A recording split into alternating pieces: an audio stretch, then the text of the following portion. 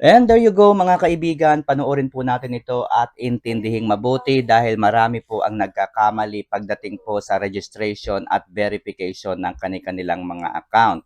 Dahil po mali at hindi nila sinunod yung tamang proseso, nagkakaroon sila ng problema pagdating sa withdrawal. Yan po yung kailangan ninyong maintindihan, no, para hindi po kayo tanong ng tanong, okay?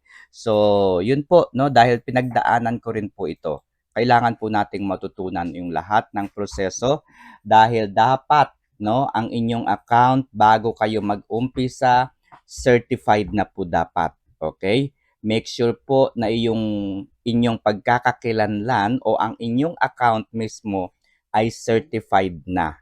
Okay? So ito po yung dapat ninyong sundin. Okay? So kapag gagawa po kayo ng account, make sure na ang mobile number o cellphone number na inyong gagamitin o isusulat dito sa itaas po ng step 1 ay nandito sa Pilipinas. Kung kayo po ay OFW o nasa ibang bansa, no, huwag po kayong gumamit ng inyong roaming number dahil hindi po makakarating ang OTP o yung one-time password na tinatawag. Ang gawin po ninyo kung kayo ay OFW, kausapin po ninyo ang inyong mga kamag-anak, kaibigan, kakilala na nandito po sa Pilipinas. Sabihin po ninyo sa kanila na gumagawa kayo ng account sa Nova Lucia at gagamitin ninyo ang kanilang mobile number.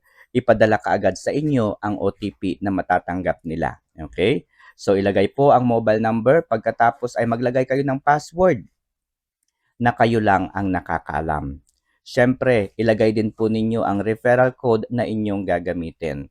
Okay, so ang nakikita po ninyong referral code ay sa akin po yan. Okay, pagkatapos po ay pindutin po itong send button. Okay, pagkapindot po ninyo sa send button, mapupunta po kayo dito sa step number 2 kung saan ay pagtutugmain po ninyo yung mga puzzle na nandyan. Okay, pindutin lamang po ninyo yung inyong yung arrow na nandito po sa slide right to verify at pagtapatin ninyo itong dalawang puzzle, okay? Kapag nagkulay green na po, no, itong puzzle na yan, makakatanggap na po ng OTP yung mobile number na inyong ginamit, okay? And then balik po kayo doon sa step 1, ilagay po ninyo yung code na natanggap o yung one-time password. At pagkatapos ay pindutin na po ang verify. Okay? So, ganun lamang po kadali ang mag-verify ng inyong account. Okay? So, ito na po mga kaibigan. Ito po yung pinakamahalagang bagay na dapat ninyong matutunan at maintindihan bago mag-umpisa kay Nova Lucia. Okay? Pindutin lamang po ang mine button na nandyan po sa ibaba ng inyong application. Okay? At hanapin po ninyo ang My Services. Under po ng My Services ay ang ID Verify. I-click po ninyo yan. Okay? Ang goal po natin, again, dapat certified. Okay? ID Verify at pagkatapos ay mapupunta po kayo dito sa Real Name Authentication. Okay? So, ang ID po na pwedeng gamitin, passport, UMID ID, postal ID, national ID, TIN ID. Okay? So, ang ilalagay po ninyo doon sa name ay kumpletong pangalan. Okay? Kumpletong pangalan kasama ang middle name. Gaya nga po ng nakikita ninyo, ang kanyang pangalan o first name ay Juan, ang kanyang middle name ay Martinez, at ang kanyang last name ay De La Cruz. O isulat po ninyo yon, Juan Martinez De La Cruz. Yun po ang ilagay ninyo dyan sa name. Pangalawa, dyan sa ID number, make sure po na lahat ng number na nakikita ninyo sa ID ay isusulat po ninyo. Kung ang ID po ay nag-uumpisa sa 00, isulat din po ninyo ang 00. Okay? Huwag na po ninyong lagyan ng dash, gaya nga po ng nakikita ninyo sa ID. Dire-diretso lamang po ninyong isulat ang ID number. Wala na pong dash. Okay? Kasama po yung 00 sa umpisa. Isulat po ninyo. At syempre, doon sa front of ID, i-attach po ninyo mismo yung harapan ng inyong ID. Okay? I-attach po ninyo yung harapan ng inyong ID. Doon sa back of ID naman, mga kaibigan, ang i-attach po ninyo dito sa back of ID ay ang selfie ninyo, hawak ang inyong ID. Okay? Hindi po yung likod ng ID ang hahawakan po ninyo ha. Yung harap din mismo ng inyong ID. Again, yung harap din mismo ng inyong ID ang inyong hahawakan. Dahil kailangang magtugma po yung front of ID at yung back na ilalagay po ninyo diyan. Okay? Remember, huwag po kayong kukuha ng selfie. Kasi pag kumuha po kayo ng selfie, yung hawak-hawak po ninyong ID, mababaligtad. Oo, mababaligtad po yung hawak ninyong ID. Kaya, huwag po kayong magse-selfie. Alright?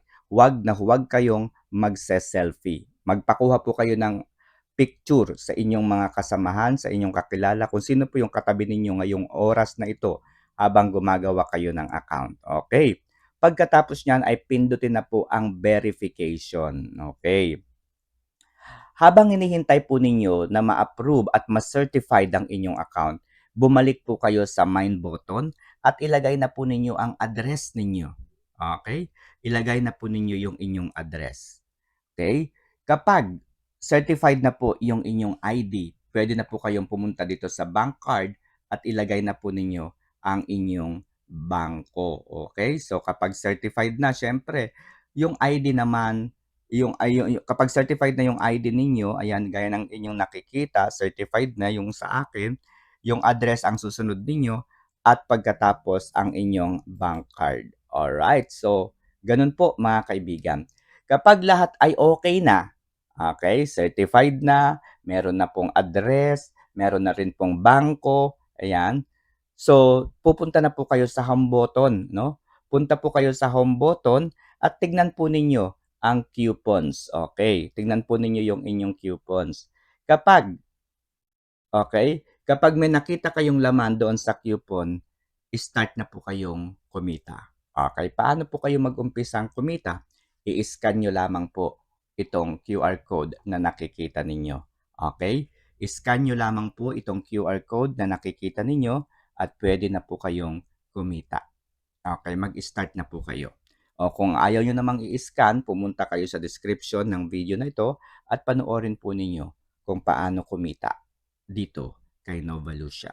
Alright? So, yun lang po at sana ay naintindihan po ninyo. Okay? Hindi po tayo galit ha. Hina-highlights lamang po natin yung mga bagay na dapat po ninyong matutunan.